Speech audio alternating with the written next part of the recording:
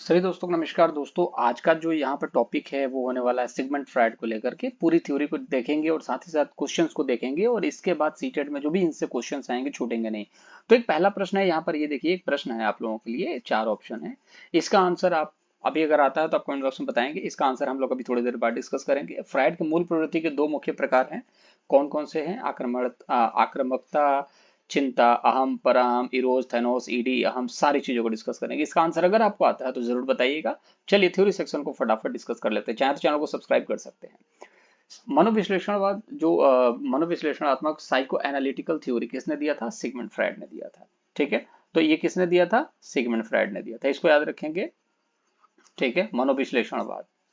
ठीक है, इनके सिद्धांत के ना 3 पहलू हैं। आप लोग मोटा मोटी ईगो, सुपर ईगो, ये सारी चीजें देखते हो, साथ साथ में अर्ध चेतन मन, चेतन मन भी देखते हो। अब यहाँ पर हम कुछ चीजें और आपको डिस्कस करने वाले हैं जो कि आपका कॉन्सेप्ट बिल्कुल कंप्लीटली क्लियर कर देगा। 3 सिद्धांत थे इनके। एक था स्थलाकृति का, टोपोग्राफी का सिद्धांत था, जिसमें हम यहाँ पर बात करते हैं चेतन मन के बारे में, अचेतन मन के बारे में, ठीक है, और अर्धचेतन मन के बारे में। ठीक है, अर्धचेतन मन के बारे में बात करते हैं। ठीक है, कॉन्सियस, अनकॉन्सियस और सबकॉन्सियस। ठीक है, अब दूसरा क्या है? गत्यात्मकता है, जिसमें हम व्यक्तित्व के बारे में बात करते हैं। ईडी, ईगो, सुपर ईगो के बारे में बात करते हैं।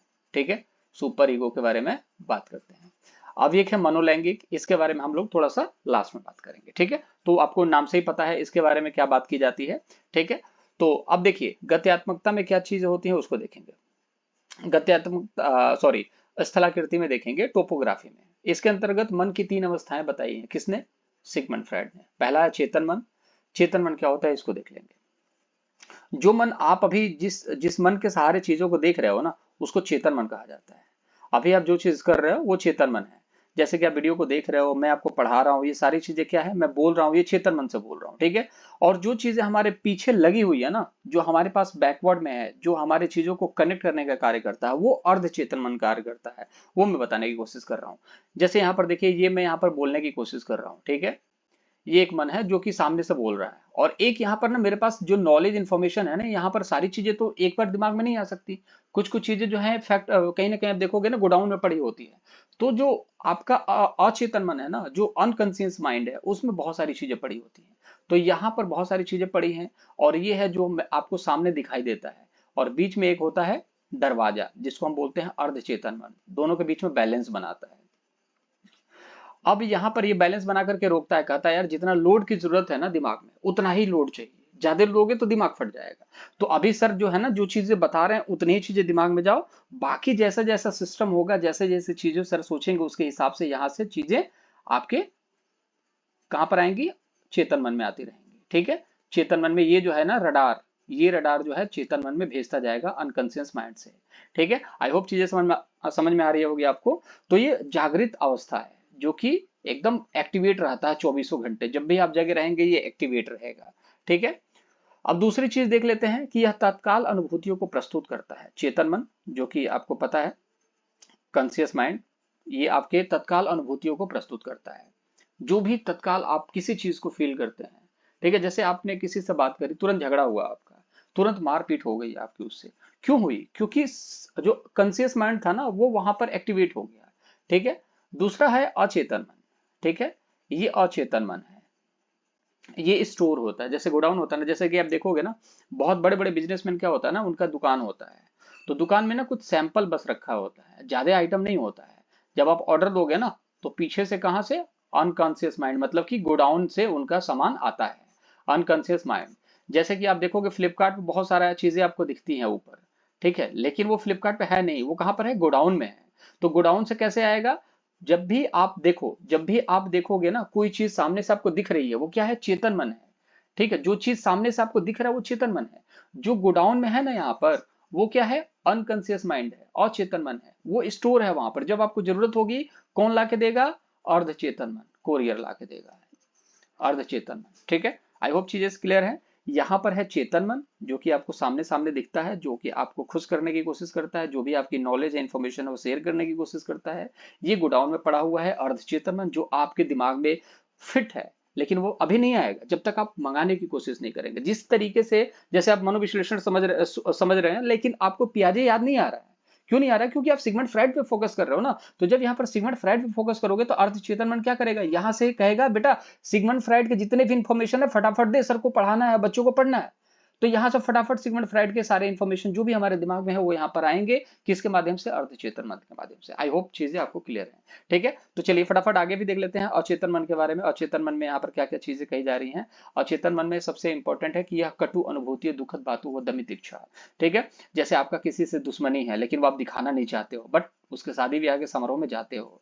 दुख की बात है, आप अंदर से बहुत टूटे हुए हो लेकिन दिखाना नहीं चाहते हो, ठीक है ना। आपके अंदर कुछ इच्छाएं हैं, अब क्या क्या इच्छाएं हैं वो आपको पता है, सारी इच्छाएं दबा के रखे हुए हो, ठीक है ना। बुरी इच्छाएं हैं जो दिखाना नहीं चाहते, दबा के रखना चाहते। देखो कोई भी अपनी बुराइयों को दिखाना नहीं चाहता है, अच्छाइयों को सभी कोई शो करता है, ठीक है। हर अच्छी चीज को हर कोई शो करना चाहता है, चाहे हम हैं चाहे आप हैं, हर कोई अच्छी चीज को दिखाना चाहता है।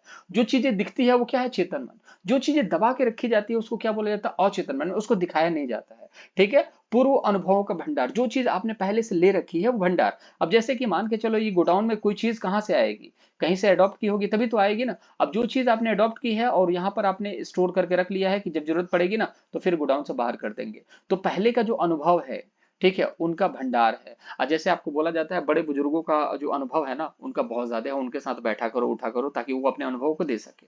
तो उनके पास अनकॉन्शियस माइंड है। जिस टॉपिक पे, जैसे आप रामायण पे बात करेंगे ना, तो रामायण का जो आप चीजें है ना, रामायण की जो कहानियां हैं वो आपको सुनाने लगेंगे क्योंकि अनकॉन्शियस माइंड में सारी चीजें हैं। महाभारत की बात करेंगे, वो भी किसी भी तरीके की किसी भी सामाजिक मुद्दे पे अगर आप बात करना चाहते हैं तो वो किसी भी मुद्दे पर बात करने के लिए तैयार है, क्योंकि हर एक मुद्दे का एक्सपीरियंस उनके पास पहले से मौजूद होता है।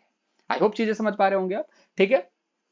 असामाजिक, ठीक है, असामाजिक आप देखोगे, अनैतिक चीजें हैं, कामुक इच्छा है, ये सब दबी अवस्था में रहती है अनकॉन्शियस माइंड में। जब जरूरत होती है तभी ये चीजें बाहर आती हैं, ठीक है। जब जरूरत, असामाजिकता कब आएगी, जब जरूरत होगी, जब आपको लगेगा कोई देख नहीं रहा है ना तो फटाफट एक्टिवेट हो जाएगा। अनैतिक कार्य तब करो जब देखता नहीं है ना कोई, तब ये सारी चीजें जो है ना ये तभी एक्टिवेट होती हैं जब आप देखोगे ना कि कोई देख नहीं रहा और इसके करने समय कोई कहीं ना कहीं कोई बुरा प्रभाव ना पड़े, तब जाकर के ज्यादा एक्टिवेट होता है, ठीक है। यह व्यक्ति के नियंत्रण से बाहर होता है, यह व्यक्ति के नियंत्रण से बाहर होता है, इस चीज को याद रखिएगा। यह व्यक्ति के नियंत्रण से बिल्कुल भी बाहर होता है, यह व्यक्ति इस पर कंट्रोल नहीं कर सकता है, ठीक है। जैसे ही कोई कंडीशन आती है उसके बाद ये ऑटोमेटिकली एक्टिवेट हो जाएगा, आप इस पर कंट्रोल नहीं कर सकते किसी भी कीमत पर, ठीक है। अनकॉन्शियस माइंड है, आप कंट्रोल नहीं कर सकते। यह चेतन मन के ठीक विपरीत होता है, ठीक है। मतलब कि चेतन और अ लग गया है तो बिल्कुल उल्टा होता ही है, तो आप जानते ही हो कि ये बिल्कुल विपरीत होगा, ठीक है। फ्रायड ने इसको महत्वपूर्ण माना है और सारा सारा खेल तो इसी का है। जब मैं आपको एक एग्जांपल देता हूं, सबसे महत्वपूर्ण फ्रायड ने माना है, ठीक है, सिगमंड फ्रायड ने सबसे महत्वपूर्ण माना है इसको। अब मैं इसको एक चीज बताने की कोशिश कर रहा हूं। जैसे मान लीजिए आप, जैसे कि आप सीटेट का पेपर देने जाते हैं, सीटेट का पेपर आप देने जाते हैं तो आपको हर एक चीज तो नहीं पता ना, हर एक चीज पता है आपको। आप याद करोगे ना, कितनी भी चीजें याद करने की कोशिश करोगे वो किससे याद करोगे, चेतन मन में, तुरंत याद होगा। जो जो चीजें याद होंगी वो चेतन मन में, जितनी ज्यादा चेतन मन में है उतने ज्यादा आप क्रिएटिव हैं, ठीक है। तो चेतन मन में आपको जितनी चीजें आ रही हैं, ठीक है, कि मनोविश्लेषणवाद, सिगमंड फ्रायड, फलाना ढिमका, सारी चीजें, लेकिन एक एक लाइन पूछा जाए आप नहीं बता पाओगे। रीजन क्या है, अब यहाँ पर आप क्वेश्चन परोसा जाता है। जब क्वेश्चन आपको परोसा जाएगा तो क्वेश्चन देखने के बाद अनकॉन्शियस माइंड जो होगा, आपका अनकॉन्शियस माइंड जो होगा वो वर्क करना स्टार्ट करता है कि हाँ सिगमंड फ्रायड का क्या पढ़ा था, हाँ तीसरे स्लाइड में कुछ था, हाँ ये था, ये तीन ऑप्शन को एलिमिनेट करो, चौथा आंसर जो होगा सही आंसर होगा। तो इस तरीके से आपकी अनकॉन्शियस माइंड जो है पेपर में काम करता है। आप ये ना समझे कि आपको कुछ नहीं आता, जब पेपर देखोगे ना तो आपको ऑटोमेटिकली बहुत सारी चीजें याद आने लगेंगी कि हाँ ये चीज मैंने पढ़ी हुई है, ठीक है। आई होप चीजें क्लियर होंगी आपको, ठीक है। चलिए अब कुछ और चीजों को देखते हैं। अर्धचेतन मन इन लोगों को जो है ना वो अचानक से इन दोनों के बीच में बैलेंस बनाने का कार्य करता है। बीच की अवस्था है, मैंने आपको बताया एक डिलीवरी बॉय का कार्य करता है कस्टमर और क्लाइंट के बीच में। ये कस्टमर है जो कि एकदम सामने है और एक क्लाइंट है, कस्टमर क्लाइंट जो कि कस्टमर को देखता है, ठीक है। कस्टमर क्लाइंट एक भी हो सकते हैं और बीच में है ये कोरियर वाला, कोरियर है। तो ये कोरियर का काम करता है कौन, ये आपका अर्धचेतन मन। इसको अवचेतन मन भी कहते हैं, इसको सबकॉन्शियस माइंड भी कहते हैं, ठीक है। याद की हुई बातों को, अनुभवों को अचानक भूल जाना, ठीक है। याद की हुई अनुभवों को अचानक भूल जाना, अटक जाना, हकला जाना, लेकिन प्रयास करने पर उन सभी बातों को याद आ जाना, अर्थात उन सभी बातों का चेतन मन में उपस्थित होना। समझ में आ रही है चीजें। जैसे आप किसी चीज पर बात हो रही है और आप कहते हो अरे अभी याद था, जीप पर ही है, मैं बोल नहीं पा रहा हूँ, बोल नहीं पा रहा हूँ, और आपने अगर बोल दिया ना तो हाँ यही तो मैं कहना चाह रहा था, मतलब कि वो आपके दिमाग में है पहले से, लेकिन किसी वजह से जो है ना अर्धचेतन मन इस चीज का सपोर्ट नहीं कर पा रहा था। इस चीज को कहीं ना कहीं, अब देखो कोई चीज जब पुरानी हो जाती है ना गोडाउन में, तो वहां पर कहीं ना कहीं बहुत सारे लोग कहते हैं यार गत्ता पुराना हो गया, क्या मतलब है, बोल देते हैं मालिक से नहीं है। तो उस तरीके का अर्धचेतन मन है ना, ये कहता है कि भाई ठीक है, काफी दिन से इस पर आपने रिवीजन नहीं करा है ना, तो अर्धचेतन मन में वो सड़ जाता है, बिल्कुल एकदम पीछे हो जाता है, इसलिए वो जल्दी याद नहीं आता, लेकिन जब दोबारा आप बोलते हो तो वो तुरंत अच्छा हाँ हाँ, वो वाला गत्ता जो पुराना है, हाँ हाँ उसी चीज की बात कर रहे थे, चलो फटाफट आ जाओ बाहर। तो उस तरीके से अर्धचेतन मन कार्य करता है। जो भी चीज आप भूलने वाले होते हो, अटक जाते हो, बोलना चाहते हो लेकिन बोल नहीं पाते हो, वो सारा चीज अगर बोल भी पाते हो याद करके, थोड़ा याद करके, तो वो सारा चीज कौन करता है, अर्धचेतन मन करता है। ठीक है, चलिए गत्यात्मकता के बारे में बात कर लेते हैं। तीन अवस्थाओं के बारे में उन्होंने बात करी थी, पहला तो हमने देख लिया, ठीक है, टोपोग्राफी के बारे में, स्थलाकृति के बारे में। अब गत्यात्मकता, इन्होंने व्यक्तित्व के बारे में बताया है। अब तीन मन तो हमने पढ़ लिया, अब इनके तीन व्यक्तित्व के बारे में पढ़ लेते हैं। पहला है इदम, ठीक है, पहला है इदम। इदम क्या कहता है, इस चीज को देखेंगे। इदम जो होता है ना, जन्मजात होता है, ठीक है, इसको अहम भी बोला जाता है, ठीक है, सॉरी इसको अहम नहीं बोला जाता है, इदम बोला जाता है, अहम उसको बोला जाता है, ठीक है। आगे हम बात करेंगे अहम किसको बोला जाता है, ये इदम बोला जाता है, इसको अहम नहीं बोला जाता है, इसको इदम बोला जाता है, ठीक है। ये जन्मजात होता है। आगे देखिए, सुख का सिद्धांत होता है। जब भी आपको सुख चाहिए ना, सिर्फ सुख चाहिए आपको, जैसे कि पैसा हो, अच्छा गाड़ी हो, अच्छा घर हो, अच्छी बीबी हो, हर चीज आपको अच्छा चाहिए, सुख चाहिए आपको, थोड़ा भी तकलीफ नहीं चाहते, वो कौन है, इदम है, ठीक है। जैविक पक्ष होता है, ठीक है, इच्छाओं का भंडार होता है, ठीक है, अचेतन मन से संबंध होता है इस चीज का। तो चीजें समझ में आ रही है ना, जैविक पक्ष है, इच्छाओं का भंडार है, जितनी भी चीजें हैं, इच्छा है, जो भी इच्छा है अचेतन मन में स्थित होता है। कहाँ पर स्थित होता है, सबकॉन्शियस माइंड में स्थित होता है, ठीक है। अनैतिक व अपराध का होता है, ठीक है, अनैतिक समझ ही रहे हो, ये कहाँ पर होता है। अब इदम को आप कैसे याद रख सकते हैं, इदम को याद रख सकते हैं अचेतन से। जो अचेतन मन में होता है ना, सब यहाँ पर इदम में देखने को मिलता है। मतलब ये अनकॉन्शियस माइंड में होता है, अनकॉन्शियस माइंड जो होता है ये जन्मजात होता है, ठीक है। आगे देखते हैं, पशु का प्रवृत्ति होता है यहाँ पर, मनुष्य के अंदर दानव बना होता है। तो ये सारी चीजें पेपर में पूछा जाता है, साफ तौर पे पूछेगा कि मनुष्य के अंदर दानव कौन सी व्यक्तित्व की निशानी है, तो इदम की निशानी है। पशु प्रवृत्ति कहाँ है, इदम। जब यार अनैतिक हो जाएंगे तो नैतिक अनैतिक क्या होता है, जब आप नैतिकता की बात करते हैं तो आप क्या है, सामाजिक हैं। जब आप अनैतिकता की बात करते हैं तो असामाजिक हैं। और मनुष्य क्या है, सामाजिक प्राणी है ना, लेकिन आप अनैतिक हैं, मतलब कि असामाजिक हैं। तो जब आप असामाजिक हैं, मतलब समाज के हैं ही नहीं, आपके अंदर कोई समाज ही नहीं है, तो समाज किसका नहीं होता, पशु का होता है। इसलिए इसको बोला जाता है पशु की प्रवृत्ति। आई होप मैं चीजों को थोड़ा लंबा ले जा रहा हूँ, लेकिन चीजों को समझाने के लिए मेरा ये कर्म है, तो मैं अपना कर रहा हूँ यार, हो सकता है बहुत सारे लोग बोर हो जाएं, ठीक है। चलिए आगे देखते हैं, काम प्रवृत्ति से युक्त होता है, ठीक है। अब इदम जो होता है ये काम प्रवृत्ति से कहीं ना कहीं लिप्त होता है। बहुत सारे लोगों के अंदर ये सारी चीजें बहुत ज्यादा होती है, ठीक है। तो ये इदम बहुत ज्यादा है, सबकॉन्शियस माइंड में ये सारी चीजें बहुत ज्यादा है। तो कहीं ना कहीं आप देखोगे कि ये प्रवृत्ति जो है बहुत ज्यादा होती है। कुसंयोजन के लिए जिम्मेदार होता है, मतलब किसी चीज से समायोजन, पढ़ाई और काम में समायोजन नहीं बिठा पाएंगे, ठीक है। इनको चाहिए तो यही चाहिए, पढ़ाई से कोई मतलब नहीं है, या तो किसी को पढ़ाई ही चाहिए और इन सभी चीजों से कोई मतलब नहीं है। तो हर एक चीज का समायोजन बनाना बहुत इंपॉर्टेंट होता है। लेकिन यहाँ पर आप देखोगे तो ये जो है ना, समायोजन न बनाने के लिए जिम्मेदार होता है, बहुत बार आपको तंग करेगा ये, ठीक है। और सबसे ज्यादा कम तंग करता है किशोरावस्था में, ठीक है। अब आते हैं ईगो के ऊपर। तो जिस तरीके से आप देखो, बैलेंस करने का काम कौन कर रहा था, अर्धचेतन मन कर रहा था ना, अर्धचेतन मन काम कर रहा था बैलेंस करने का, वैसे ही है ईगो। तो इस तरीके से आप याद रख सकते हैं, बैलेंस करने का। वास्तविक सिद्धांत के बारे में बात करता है, जो चीज इंपॉर्टेंट है, वास्तविक है, उसी चीज को यहाँ पर दिखाने की बात करता है। मनोवैज्ञानिक होता है, चेतन मन से संबंधित होता है, ठीक है।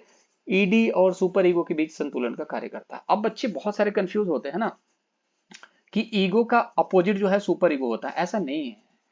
ईगो जो होता है ना, बहुत सारे लोगों ने आपको बोला भी होगा तुम्हारे अंदर ईगो है, तो अच्छी बात है, ईगो मतलब होता है वास्तविक सिद्धांत वाला, ठीक है। और सुपर ईगो है तो और अच्छी बात है, संत महात्मा हो भाई, ठीक है। तो ईगो और सुपर ईगो अपोजिट नहीं है, ईगो तो बीच का है। अब कैसे बीच का है ये देखो, ईडी क्या है, 2 लेटर हैं इसमें, सुपर ईगो में कितने हैं, ज्यादा लेटर हैं, सुपर ईगो में 8 हैं। और बाकी बचा कौन सा, ईगो, ईगो कितने हैं, 3 लेटर हैं। तो ये आप इस तरीके से याद रखोगे कि ये जो है 3 लेटर वाला जो है ये बीच का है। सुपर ईगो मतलब कि वो मान के चलो कि वो संत महात्मा है, बहुत ही सिद्धांतवादी आदमी है। और बाकी बचा ये, ये अनैतिक आदमी है। तो सुपर ईगो मतलब जो सुपरमैन है, सुपरमैन क्या है, नैतिक आदमी है। तो सुपरमैन नैतिक आदमी है तो उसके अंदर ईगो है। अब ठीक है, सुपर ईगो तो ये नैतिक हो गया, तो ये क्या हो जाएगा, उल्टा अनैतिक हो जाएगा। ये उल्टा क्यों होगा, क्योंकि ईगो तो 3 लेटर का है ना, तो ये बीच का है, ये तो बैलेंस बनाने का कार्य करता है, नैतिक अनैतिक के बीच में बैलेंस बनाएगा कि भैया ऐसा है, आप जो कार्य कर रहे हैं सोसाइटी के लिए अच्छा नहीं है, आप इस चीज को मत करिए, तो वो ईडी को रोकेगा।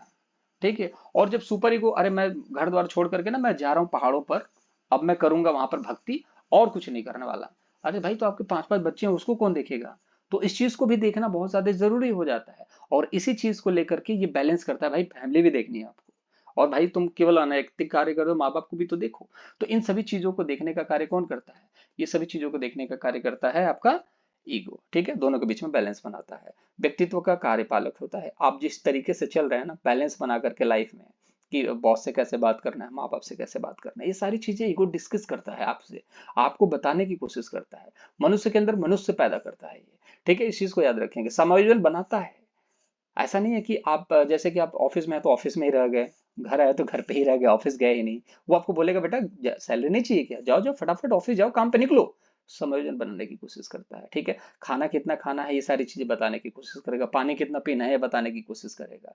ठीक है ना, हेल्थ में घूमने फिरने हर एक चीज के बारे में बात करता है। और एक आता है सुपर ईगो, आदर्शवादी सिद्धांत होता है ये। ठीक है, आदर्शों की बात करेगा सिर्फ। ठीक है, ये कहीं कभी भी बुरा कह ही नहीं सकता, कर ही नहीं सकता। और ये सुपर ईगो आपके अंदर डेवलप करना होगा, क्योंकि आप तो टीचर बनने वाले हैं यार। आप टीचर बनने वाले हैं तो इस चीज की बात तो करेंगे ही ना आप। ठीक है, सामाजिक पक्ष के बारे में आपको बात करना पड़ेगा, सिंपल सी बात है। दूसरी बात हम करें एजुकेशन के बारे में, देखिए आ गई ना एजुकेशन वाली बात। तो ये एजुकेशन की बात करता है, आप लोगों के अंदर सबसे ज्यादा क्या होना चाहिए, ये होना चाहिए। इसीलिए जब भी कभी धरना प्रदर्शन होता है ना, तो स्टूडेंट से इस चीज की डिमांड तो कभी नहीं की जाती है कि उनके अंदर ये चीज हो। ठीक है, क्योंकि कितना भी अगर शिक्षक कितना भी अगर हाइपर हो जाए कि सैलरी नहीं मिल रही, वैकेंसी नहीं आ रही है, लेकिन अगर वो शिक्षक बनने लायक है, तो वो जाहिर सी बात है वो सुपर ईगो पर ही रहेगा, क्योंकि उसके पास इतना ज्ञान है ना कि वो समझता है कि आज नहीं तो कल मौका मिलेगा ही मिलेगा। मैंने अपना कर्म कर दिया है, फल मिलेगा, जब भर्ती आएगी तो मैं उस भर्ती में बैठूंगा और मैं सिलेक्शन लूंगा, कोई दिक्कत वाली बात नहीं है। लेकिन बहुत सारे बच्चों के अंदर जो है ना ईडी बहुत होता है, सरकार ऐसी है वैसी है। देखो हर एक सरकार में भर्ती तो ऐसा है ना टालमटोल होगा, हर राज्य में। आपको लगता है केरल में बहुत भर्ती आती होगी, केरल में बहुत ज्यादा लिटरेसी रेट है, ऐसा नहीं है। केरल में भी बहुत सारे बेरोजगार हैं, और ऐसा नहीं है कि इंडिया में ही, पूरी दुनिया में बेरोजगारी का हाल है भाई, ऐसा नहीं है कि सिर्फ इंडिया में। आपको क्या लगता है अमेरिका में सबको नौकरी मिल जाता है, ऐसा नहीं है, वहां पर भी गरीब है। इस चीज को याद रखिए। जब हम क्या पता है क्या है? हम अपने घर में ही बुराइयों ढूंढते हैं। आपको पड़ोसी का घर अच्छा लगता है कि यार कितना बढ़िया है, गाड़ी है, घर है, सब कुछ है, बढ़िया, घूमने भी जाते हैं, हम लोग नहीं जाते हैं। कमी देखने की आदत है किसकी, इंसान की। लेकिन हम क्यों नहीं देख पाते हैं, क्योंकि हम अब जो है ना सुपर ईगो के अंदर आ चुके हैं। जब आप सुपर ईगो के अंदर आएंगे, जब आप आदर्शवादी बन जाएंगे ना, तो इन सब चीजों से बहुत दूर होंगे और बड़ा मजा आएगा जिंदगी जीने में, आपको हर चीज अच्छी ही दिखेगी। ठीक है, आध्यात्मिकता की तरफ रुझान होता है। और बहुत सारे लोग कहते हैं कि यार देखो, ये तो बहुत बड़े आदर्शवादी हैं, पता नहीं कैसे जिंदगी जीते हैं, न चिल है न फन है। बेटा बहुत फन है इसमें। ठीक है, आध्यात्मिकता का मतलब ऐसा नहीं है कि आप चिल नहीं कर सकते, फन नहीं कर सकते, और आप नॉर्मल आदमी के जैसे नहीं जी सकते। बस ये कि आपकी सोच थोड़ी सी ना, जो आप निगेटिव देखते थे ना, वो आप पॉजिटिव देखने लगोगे। उस चीज को लेकर के आपका थोड़ा सा नजरिया जो है बदल जाएगा, और उसमें मजा आएगा। ठीक है ना। नैतिक व आदर्शवादी बातें यहाँ पर बात की जाती है, नैतिकता के बारे में बात की जाती है। वो एक समय के बाद आपको भी समझ में आएगा, जब आपका उम्र थोड़ा सा बढ़ेगा, जब आप चीजों को और समझेंगे, मजा आने वाला। अवास्तविकता से यहाँ पर संबंध होता है, मतलब कि बहुत सारी चीजें ऐसी हैं जो अवास्तविक हैं, उनसे आपका संबंध देखने को मिलेगा। मनुष्य के अंदर देव की बात होती है, देवदूत होता है, आदर्शों की अधिकता होती है। ठीक है, अब सिगमंड फ्रेड ने 2 प्रकार की मूल प्रवृत्ति के बारे में बात करी है। जीवन मूल प्रवृत्ति, यह जीने के लिए साधन जुटाने के लिए भी प्रेरित करती है। जीवन मूल प्रवृत्ति के शारीरिक व मानसिक दोनों पक्ष का प्रतिनिधित्व करती है। जैसे कि यहाँ पर देखिएगा, काम है, वासना है, भूख है और प्यास है। ठीक है, तो काम वासना भूख, ये जित प्यास है, ये प्यास नहीं है, प्यास है। ठीक है, तो सारी चीजों को ना जीवन के लिए क्या ये इंपॉर्टेंट है कि नहीं, काम वासना इंपॉर्टेंट है कि नहीं जीने के लिए, जाहिर सी बात है। भूख है, खाना खाओगे ही, पानी तो पीना ही है। तो ये जीवन जीने के लिए ना साधन जुटाने का कार्य करती है। तो इसलिए जैसे साधन क्या जुटाने वाले, पहले नौकरी करोगे। ठीक है, नौकरी करोगे तो पैसा आएगा। ठीक है, पैसा आएगा, सब कुछ आ जाएगा आपके पास, खाना पानी सब कुछ आपके पास मिलेगा। तो जीवन मूल प्रवृत्ति, जीने के लिए जो भी इंपॉर्टेंट चीजें हैं वो जुटाने की कोशिश करते हैं, उसको जीवन मूल प्रवृत्ति कहा जाता है। अब एक मृत्यु मूल प्रवृत्ति होती है। इन्होंने 2 तरीके की प्रवृत्तियों के बारे में बात करी है। मैकडूगल ने कितने प्रवृत्तियों के बारे में बात करी है, मैकडूगल ने ना 14 मूल प्रवृत्ति के बारे में बात करी है, लेकिन सिगमंड फ्रायड ने कितनी करी है? 2 प्रकार की, जीवन मूल प्रवृत्ति और मृत्यु। अब यहाँ पर मृत्यु प्रवृत्ति को घृणा मूल प्रवृत्ति भी कहते हैं। इसका संबंध विनाश से होता है। यह मूल प्रवृत्ति जीवन मूल प्रवृत्ति के विपरीत कार्य करती है। इसमें व्यक्ति आक्रामक व विध्वंस कार्य कर सकता है। अब यहाँ पर जैसे कि आप देखोगे मृत्यु मूल प्रवृत्ति में क्या होता है, इंसान उल्टा कार्य करता है। अब मान के चलिए कि आप भूखे हो, 2 रोटी ही खाओगे ना। इंसान इतना पैसा कमाने के लिए मशगूल हो जाता है कि भाई हमें जीने से ज्यादा हमें इतना पैसा इकट्ठा करना है कि वो उल्टे सीधे काम करने लगता है। और उसके रास्ते में कोई भी आएगा, जैसे एक प्रोजेक्ट निकालना है, कोई भी आएगा, निपटा दो उसको, ठीक है। तो वो इस तरीके का कार्य करने वाले के अंदर क्या होता है, मृत्यु मूल प्रवृत्ति। एक आप देखोगे बहुत लालची इंसान है तो उसके अंदर कैसा मूल प्रवृत्ति आएगा, मृत्यु। क्यों? क्योंकि वो जीने से ज्यादा ना अब उस चीज के ऊपर जाने लगा है, घृणा के ऊपर, इतना कमाना चाहता है, इतना कुछ करना चाहता है कि बस ये है कि उसको सिर्फ साधन जुटाने से मतलब नहीं है, उसको आने वाली 7 पुश्तों के लिए साधन जुटाने से मतलब है। और उसके लिए वो आक्रामक हो जाता है, खतरनाक हो जाता है, ठीक है। और सुसाइड वगैरह करना, अपने आप को खत्म करना, ये सारी चीजें मृत्यु मूल प्रवृत्ति होती है। अब एक बहुत इंपॉर्टेंट है जो हर एक एग्जामिनेशन में आजकल बहुत बार पूछा जा रहा है, वो है आपका स्वमोह, नार्सिज्म, ठीक है, नार्सिज्म। जो अपने आप से प्रेम करने और अपने आप में मस्त रहने की क्रिया को नार्सिज्म कहते हैं, ठीक है। जैसे आपका शरीर, जैसे आपके चेहरे पे दाना हो गया, आप परेशान हो जाओगे, यार दाना हो गया, आप कपड़ा लगा के जाओगे, मुंह पे मास्क पहन के जाओगे, चश्मा लगा के जाओगे, पता नहीं क्या क्या करके जाते हैं, एक चेहरे पे दाना हो गया था। क्यों? क्योंकि अपने शरीर को अच्छा दिखाने की कोशिश करना है, अपने आप को फिट दिखाने की कोशिश करना है। तो बहुत सारे लोग जाते हैं, जिम जाते हैं, दिखाते हैं कि हाँ देखो मेरे डोले बन चुके हैं। तो ये सारी चीजें क्या है, अपने शरीर से बहुत ज्यादा प्यार जिसको होने लगता है ना, थोड़ा भी कुछ अगर शरीर के अंदर कमी हुआ, थोड़ा पेट निकल गया तो लगेगा अरे यार क्या हो गया, मैं तो अब अच्छा दिख ही नहीं रहा। तो उनके अंदर जो है ना, ये स्वमोह की भावना है, ठीक है, नार्सिज्म है, उसको नार्सिज्म कहते हैं, जो अपने आप से नहीं, अपने शरीर से बहुत ज्यादा प्यार करे। लिबिडो क्या होता है, लिबिडो ने काम प्रवृत्ति को नाम दिया है। कम प्रवृत्ति नहीं, काम प्रवृत्ति है यहाँ पर, ठीक है, ये काम प्रवृत्ति है। सिगमंड फ्रायड ने काम प्रवृत्ति को लिबिडो का नाम दिया है। इसके अनुसार यह स्वाभाविक प्रवृत्ति होती है, ठीक है। ये काम प्रवृत्ति जो होती है स्वाभाविक होती है, नेचुरल होता है। प्राकृतिक रूप से इसको मनुष्य में नहीं डाला जा सकता, ये तो नेचुरल बात है। अब देखिए, एक आता है ओडिपस। 3 साल के बाद लड़कों में माँ के प्रति प्रेम होता है। जब बच्चा 3 साल का हो जाएगा ना तो अपनी माँ से बहुत प्रेम करता है, ठीक है। तो किसके में होता है, लड़कों में होता है। कैसे याद रखेंगे, ओडिपस, ओडिपस लड़का, ठीक है, ओ लड़का, ओ लड़के, ठीक है, ऐसे याद कर लो। अभी मैं लड़की पे कर दूंगा तो आपको चीजें समझ में आ जाएंगी। अब जो 3 साल से के बाद लड़की में जो है ना पिता के प्रति प्रेम हो जाता है, ये तो सबको पता है। लड़की, लड़की, ठीक है, की आ गया, ई से क्या हो गया, इलेक्ट्रा, ठीक है। तो लड़की का क्या हो जाता है, ई फॉर इलेक्ट्रा, लड़की, ई फॉर इलेक्ट्रा, लड़की, लड़की, ई फॉर इलेक्ट्रा। तो बाकी एक बच्चा ओडिपस, ओ लड़के, लड़का हो जाता है। सिंपल सी बात है। मनोकामुकता का 5 स्टेज बताया गया है, किसके द्वारा बताया गया है भैया, मनोकामुकता का 5 स्टेज बताया गया है। वो बताया गया है आपका, जिसको मनोलैंगिक सिद्धांत भी कहते हैं, इसको भी दिया था सिगमंड फ्रायड ने, ठीक है। सिगमंड फ्रायड ने इसके बारे में भी बात करी है, क्या 5 स्टेजेस हैं उसको भी। थोड़ा सा वीडियो लंबा हो चुका है, कोई दिक्कत नहीं। मौखिक अवस्था, जब बच्चे यहाँ पर देखोगे कि दूध पीते हैं बच्चे, ठीक है, तो जन्म से जो एक अवस्था होती है मौखिक अवस्था उसको बोला जाता है। दूसरा होता है गुदा अवस्था, ठीक है। अब इसको आप खुद भी आप इस चीज को इमेजिन करके सोच सकते हैं कि ये चीजें होती हैं। 2 से 3 साल तक का जो बच्चा होता है वो सुसु और पोटी जो करता है उसको एंजॉय करता है लाइफ में, ठीक है। तीसरी बात करेंगे लैंगिक अवस्था, 4 से 5 साल में होती है। जैसे अंगूठा चूसने की प्रॉब्लम आती है बच्चों के अंदर, तो लैंगिक अवस्था जो है होती है। आपको पता है ससु अवस्था में बच्चे करते हैं ये सारी चीजें, अपने आप को शांत रखने के लिए अंगूठा चूसने का कार्य करते हैं, ठीक है। ये किसने बताया है, ये मैं नहीं बता रहा, ये सिगमंड फ्रायड ने बताया है, जो उन्होंने रिसर्च करी है, हम तो सिर्फ पढ़ रहे हैं इस चीज को, ठीक है। तो मौखिक जो अवस्था है वो 0 से लेकर के 1 वर्ष तक की अवस्था होती है, जिसमें सिर्फ मुख का सुख चाहिए उसको, जिससे कि खाना पीना दूध ये सारी चीजें हैं। गुदावस्था जैसे कि सुसु पोटी भी अब करने लगता है। दूसरी बात है कि उसमें आनंद भी लेता है। तीसरी है लैंगिक, जिसमें कि आनंद लेने के लिए 4 से 5 साल तक वो अंगूठा चूसने का कार्य करता है।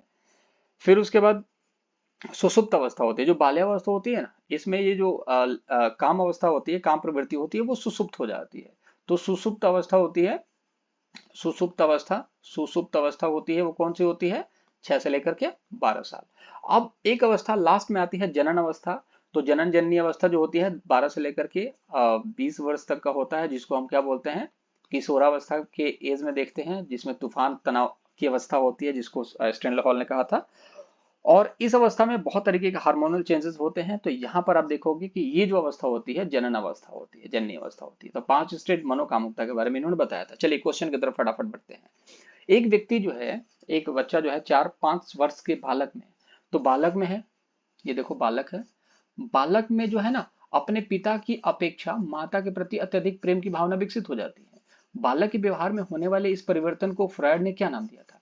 मैंने आपको क्या बोला था? लड़की, लड़की से क्या होता है? E for Electra.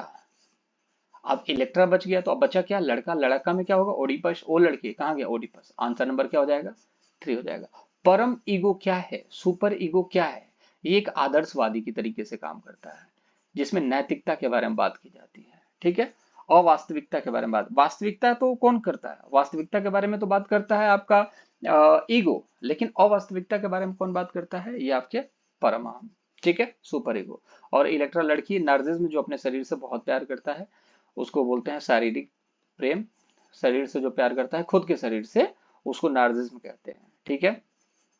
Electra complex, ये आप पता है कि लड़की का पापा की तरफ प्रेम, उसको बोला जाता है। आंसर नंबर 3 राइट आंसर होगा। चलिए, फ्रायड के अनुसार मूल्यों का आंतरिकरण होता है। आपके अंदर कुछ मूल्य हैं, वो आपके अंदर हैं छुपे हुए। वो कौन सी अवस्था है जिसमें ये मूल्य जो है ना बहुत ज्यादा मात्रा में आपके अंदर छुपे होते हैं? तो सिंपल सी बात है, ईडी। ईडी जो होता है ये तो खतरनाक बंदा है, आक्रामक बंदा है, उल्टे सीधे कार्य करने के लिए होता है। जिसके अंदर ये है वो बहुत आक्रामक है। ईगो बैलेंस बना के चलता है, ना ही आप बहुत बुरा होगा ना ही बहुत अच्छा होगा। एक जैसे हम लोग हैं ना, जैसे कि शिक्षक की तैयारी कर रहे हैं, तो आप थोड़ा सा आपके अंदर गुस्सा भी आएगा, थोड़ा सा प्रेम भी होगा, सारी चीजें हैं। तो एक ईगो वाली चीज है, स्थिति है आपके अंदर। लेकिन यहाँ पर मूल्यों के आंतरिकरण की बात की जा रही है, वो हो जाएगा परमहम सुपर ईगो। राइट आंसर होगा ऑप्शन नंबर 3। ठीक है। अलमारी के अमूल किताब नहीं पाए जाते हैं। अलमारी से अमूल किताब नहीं पाए जाते हैं, थोड़ी देर के लिए किताब नहीं पाते। अच्छा, अलमारी से जो है ना अमूल एक व्यक्ति है जो किताब नहीं पाता है। ठीक है। अलमारी से एक व्यक्ति है अमूल, वो किताब नहीं पाता है, थोड़ी देर बाद के लिए परेशान हो जाता, फिर याद आता कि अरे उस किताब को हमने दोस्त को दे दिया है। तो थोड़ी देर सोचने के बाद जो दिमाग में आता है उसको क्या बोला जाता है? चेतन मन तुरंत आ जाता है। चेतन मन जो होता है तुरंत आ जाता है, तुरंत एकदम रिएक्शन देता है। अनकॉन्शियस माइंड जो स्टोरेज होता है आपका, स्टोरेज होता है। और ये इसको स्टोरेज को बाहर लाने का काम कौन करता है? ये वाला अनकॉन्शियस माइंड। राइट आंसर क्या होगा? Answer number 3। ईडम क्या होता है? खतरनाक अवस्था होती है। ये किससे हम कनेक्ट कर सकते हैं? ये चेतन, आप इसको किससे? अचेतन मन से कनेक्ट कर सकते हैं। ठीक है, सॉरी, हाँ, किससे कनेक्ट करेंगे? ईदम को। ईदम को हम अचेतन मन से कनेक्ट कर देंगे। ठीक है। चलिए, फ्रायड के मूल प्रवृत्ति के 2 मुख्य प्रकार हैं। चेतन मन से कनेक्ट करिएगा, ईदम को चेतन मन से कनेक्ट कर सकते हैं। ठीक है। तुरंत वाली अवस्था, तुरंत सुख चाहिए इसको, इसको भी तुरंत सुख चाहिए। ठीक है। अब फ्रायड के मूल प्रवृत्ति के 2 प्रकार हैं। कौन से हैं भैया? इरोज और थानोस। इरोज और थानोस। मूल प्रवृत्ति कितने बताया था उन्होंने? 2 बताया था, जीवन मूल प्रवृत्ति और मृत्यु। तो इरोज जो होता है जीवन मूल प्रवृत्ति, और थानोस जो होता है वो मृत्यु मूल प्रवृत्ति। आक्रामकता और चिंता, ये किसका सबक है? ये है इदम का, चेतन मन का। ठीक है। अहम किसका है? और परमहम। ईगो जो होता है ये वास्तविकता का नियम है, एकदम वास्तवों में चलता है, जो इंपॉर्टेंट है समाज के लिए, और ये समाज से दूर हो जाते हैं, उसको बोलते हैं परमहम। बहुत समाज से दूर हो जाते हैं लोग। ठीक है। इदम और अहम, आपको पता है इदम क्या होता है? ये अवास्तविकता में नहीं रहता है, ये अनैतिक कार्य करता है। ईगो जो होता है वास्तविकता में रहता है, अनैतिक नैतिक दोनों कार्य करता है। और ये बैलेंस बना के चलता है, जब जरूरत हो तो गाल आगे करेगा, जब नहीं होगा तो दूसरे के गाल पे एक थप्पड़ खींच देगा। अहम इस तरीके का कार्य कर सकता है, इस चीज को याद रखेंगे। ये वास्तविकता में बना करके चलने वाली स्थिति है। जैसे कि आपके पिताजी से किसी की लड़ाई हो गई, बहुत आप नैतिक इंसान है, लेकिन पिताजी से लड़ाई होगी तो आप नैतिकता नहीं देखोगे, कहोगे यार बात इज्जत की है। लेकिन जब सुपर ईगो वाला बंदा होगा, कहेगा ठीक है अपने कर्मों का फल है, वो भुगत रहे हैं। ठीक है। तो वो सुपर ईगो वाली स्थिति बहुत खतरनाक हो जाती है, और ईगो वाला भी बहुत खतरनाक हो जाता है। लेकिन सुपर ईगो, बीच में जो ईगो होता है, वो ईगो जो है ना सबको बचा करके चलता है। ठीक है। राइट आंसर 3 होगा। कुछ लोग कहते हैं कि जब भी बच्चे पर गुस्सा आता है तो वो खेलते हैं, जब वे बेहतर महसूस ना करें। इस व्यवहार का प्रतिनिधित्व कौन सी रक्षा तंत्र करती है? आपको कभी गुस्सा आ जाए, आप क्या करोगे? फटाफट बताओ। कोई प्रोजेक्ट पे काम करोगे? किसी तरीके की चीजों को करोगे? कोई एक्सपेरिमेंट करोगे क्या? बिल्कुल नहीं करोगे। विस्थापन, बिल्कुल। अगर आपको गुस्सा आ गया, जैसे कि आपकी लड़ाई होगी किसी से, आपके पिताजी से लड़ाई हो गई, आपके पिताजी ने आपको बोला कि एकदम नलायक है, मैंने बोला था पढ़ाई लिखाई कर लिया कर, मैंने बोला था कि थोड़ा मन लगा के पढ़ ले, कि दिन भर घूमना है, आपको आ रहा है गुस्सा पापा के ऊपर, तो आप क्या करोगे? आप लड़ोगे तो धक्के मार के बाहर निकाल दिया जाओगे। आप क्या करोगे? फिर आप किसी दूसरे काम में दिमाग लगाओगे, तो विस्थापन करोगे, वहां से हट जाओ, वही सही है। तो जब भी किसी व्यक्ति को गुस्सा आता है, बच्चों पर गुस्सा आता है, तो क्या करते हैं? तो वे खेलने लगते हैं। ठीक है, तो कहने का मतलब है कि विस्थापन का नियम है कि बच्चों पर गुस्सा आता है, जो खेलते वो, एक सेकंड इसे यहाँ पर देख लेते हैं, क्वेश्चन मुझे दिख नहीं रहा है, एक सेकंड के लिए मैं आपको थोड़ा सा क्वेश्चन देखता हूँ यहाँ पर क्या है। हाँ, तो खेलने लगता है, ठीक है, बच्चों पर गुस्सा आता है तो वो खेलते हैं। ठीक है, तो सिंपल सी बात है, जब भी आपको बच्चों के ऊपर गुस्सा आता है तो आप खेलते हो, तो अच्छी बात है, सिंपल सी बात है, आपका गुस्सा जो होगा ठंडा हो जाएगा। प्रतिक्रिया, रिएक्शन, रिएक्शन नहीं देना है, कभी भी धक्के मार के बाहर निकाल दिया जाएगा। ठीक है, कुछ बनाने की क्रिया ये तो है ही नहीं। आंसर नंबर क्या होगा? सेकेंड राइट आंसर हो जाएगा। ठीक है, तो आई होप 30 मिनट का लेक्चर हो गया सिगमंड फ्राइड का। वैसे टॉपिक तो बड़ा था यार, तो सिंपल सी बात है, थोड़ा सा टाइम लग गया। बाकी मुलाकात अगले वीडियो में करेंगे, अपना ख्याल रखेंगे। चाहे तो चैनल को सब्सक्राइब कर सकते हैं, बहुत कम लोग होंगे जो यहाँ तक वीडियो को देख रहे होंगे। बाकी अगर आप देख रहे हो, अगर अच्छा लगा हो तो चैनल को सब्सक्राइब जरूर कर लेना। टारगेट 130 का है, आएंगे, अपडेटेड कंटेंट में दे रहा हूँ और तरीके से दे रहा हूँ ताकि चीजें आपको समझ में आए। चलिए, टेक योर सेल्फ, अपना ख्याल रखेंगे दोस्तों, बाय बाय।